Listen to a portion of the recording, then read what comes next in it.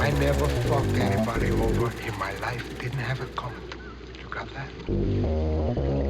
All I have in this world is my balls and my word.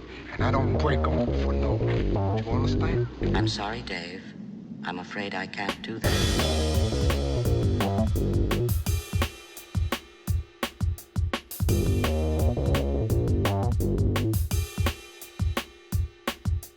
I work for Kaiser Soze.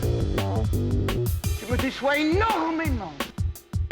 I work for Kaiser Soze. Je suis colère, les enfants, je suis colère. Hey everyone, welcome to Admin 1. I'm your host Jim. Today I'm going to talk about a little artsy film called Donald Darko, directed by a really underrated director, Richard Kelly, in my opinion.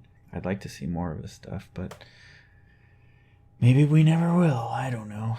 So, this was his debut feature, and I guess a cult classic. One of my favorite movies. And so my journey to this movie was kind of interesting. I used to see it on the new rental shelf all the time. So for you people who don't know what a video store is, you used to go to these stores and they would have shelves of movies and you could just pick it out. You could touch it. It was real. And you could go pay for it and you could keep it for X number of days. And then you can watch it as many times as you want in those days and then give it back. So I used to have to go to a store to do stuff like that. Like now you can go on iTunes or Amazon or whatever and just search for the movie and you can rent it for 24 hours or whatever and then you're done. You don't have to get up out of your seat. Or, at Redbox you find this little red rectangle and you could pick something out there and it'll give you a disc. But before, you used to have to go to a store and do that. They were called video stores, video rental stores. So I would go like every Friday and pick out a few movies and then go watch them over the weekend. And I used to see Donnie Darko up there. But I always passed judgment on it because it looked like a fucking shitty straight-to-video horror movie. And even now, straight-to-video is not an insult. It used to be an insult, but it's not anymore. So I always passed on it. So fast forward to 2003. So if you didn't picture that, like that story about the video stores was pre-2003. So we're now in like 2002, 2003, right? I can drive at this point, but I'm not out of high school. So I'm visiting Phoenix. And this is before I lived here. So I'm visiting my uncle here in Phoenix. And it's April, so it's spring break. I'm here for a week. It's hot as balls. Yes, even in April it's hot. It ain't no 120 degrees, but it's still hot. So I'm inside, mostly because he let me use his car while he was at work, but it was this old 70s truck, and it didn't have air conditioning. And like I said, it's still hot, so I'm not going to go anywhere. So I'm sitting at home watching movies, or their home. And I'm flipping through and I see this movie with Jake Gyllenhaal on it. And I'm like, oh, I'll watch this. This is pretty neat. And it's like halfway over. So I'm watching the tail end of it. And I'm like, what is this movie?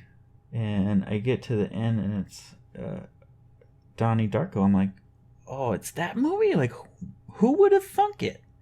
So that night I was like, I'm taking your truck. And I went to the Best Buy where it used to be at Metro Center. And so for those of you that live in Phoenix, there is a mall called Metro Center. It's a dump now. It wasn't at that time. So one time it was not a dump, and then it was a dump, and now it's a dump, not a dump, and now it's a dump again. And they're building a wall. I don't know. So I'm at the Best Buy at Metro Center, which is now Thunderbird. And this was a time when you could go to Best Buy and spend hours just walking through their movie section, because I used to do it. I would go all the time and I'd look at every single one. And it would take forever until you found something. So luckily they had Donnie Darko.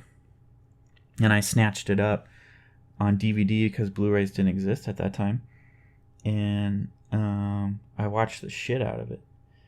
And Then a few years later, they released the director's cut, which is a piece of garbage, if I'm being honest.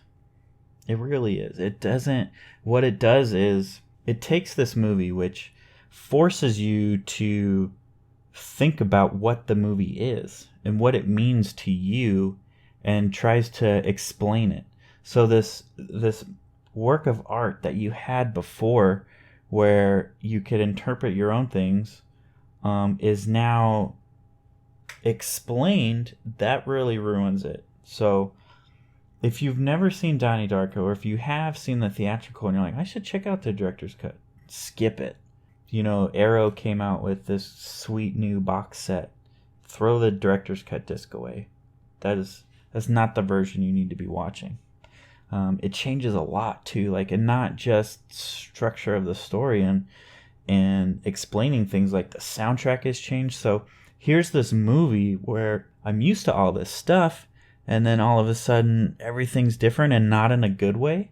A movie like Kingdom of Heaven, where you have this okay at best movie, and then the director's cut makes it this stellar masterpiece. Donnie Darko is not that. All of the music cues are changed. It has these weird if you're familiar with the movie, he's got that time displacement book or whatever from Grandma Death or whatever, and it's got these chapters about the theory of time travel and stuff like that. And so what the director's cut is, it splices pages of those in there for no apparent reason, as to try to explain what's going on with the time stuff. And I know it was from a book that came out too or whatever, so it's not like it was unknown to people, but putting it in the movie is just too much. So like I said, don't watch the director's cut. Just pass on it. It's not good. But I'm gonna stop harping on that. So I'm watching it recently, and I realized kind of what it means to me. Maybe because my mindset has changed or whatever, and I'm sure maybe in another 10 years it'll mean something different or whatever. But at the end of the movie, once all this shit's happened, his girlfriend's dead, Frank's dead, really, the people's lives around him are ruined. Drew Barrymore, who's his teacher, is fired.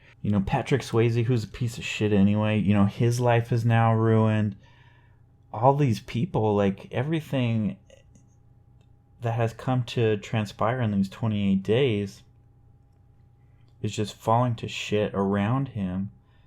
And so at the end, when he decides to jump into the time noodle and go back those 28 days, which is when Frank the Rabbit said his world would end anyway, it's his decision to let those people live out their lives in peace. So to me, it's kind of maybe an allegory for suicide, I guess, and not in a way that it doesn't romanticize it or whatever, 13 Reasons Why did most recently.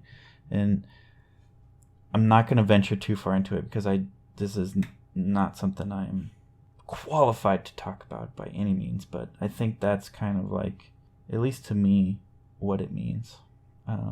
But Richard Kelly has this innate sense of depicting on film not just literally what's happening on screen, but the feeling and aesthetic of an impending apocalypse, and not just world ending, but individual apocalypses. Everything feels so surreal in every one of his movies.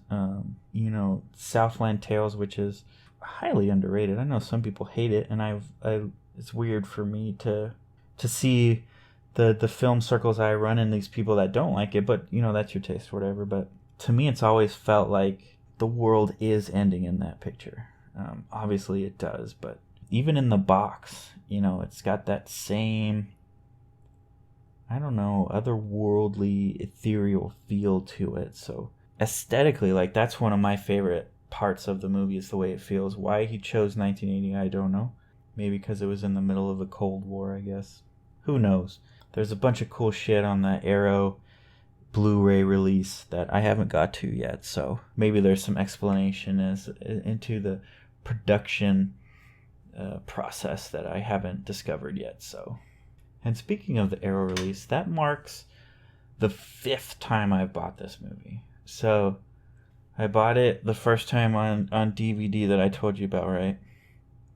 And then I bought the director's cut on DVD when it came out, which, again, don't watch that. Like, when I bought it, like, this girl I was dating at the time, her family had to be like, have you heard of this movie, Donnie Darko? And I was like, dude, I just bought it. We should watch it. So I brought it over, and I was embarrassed that I had brought it over because that was the first time I watched the director's cut, and I was like, this is not what I was wanting to show you guys. So I'm sorry. And then I bought it on Blu-ray, and then something happened to that Blu-ray. I don't know. Maybe I lost it in the quote-unquote divorce.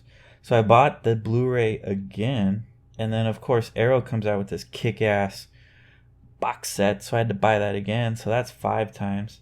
I'm sure there'll be more, as cool new releases have come, or as cool new releases are set upon this earth. And I'm gonna kind of cut this episode short because I want to engage with you guys on this movie. I want to know what this movie means to you. How do you interpret what's going on in this? Why Donnie does what he does? Is it an allegory for anything, or is it just a cool sci-fi time travel movie? Is it simple or is it complicated to you?